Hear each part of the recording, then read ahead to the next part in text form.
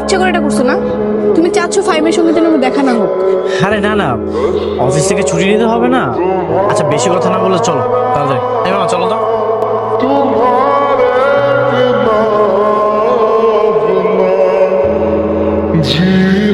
ওখানে গিয়ে বসো।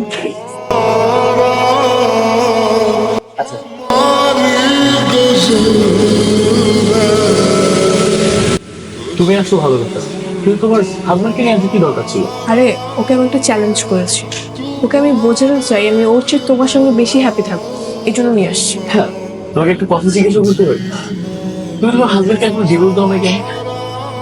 উকিলের সঙ্গে কথা হয়েছে, উনি 1 মাস সময় নিতে বলেছে। 1 মাস পর সব হয়ে যাবে। সেদিন যদি তুমি আমাকে একটু ওকে বিয়ে না করতে তাহলে কতই না ভালো হতো। তো এখন কোথায় সমস্যা? কিন্তু তোমার নামের পাশে যে বিবাহিতার সিল লেগে গেল না। আমি কি ইচ্ছে করে বিয়ে করছি নাকি?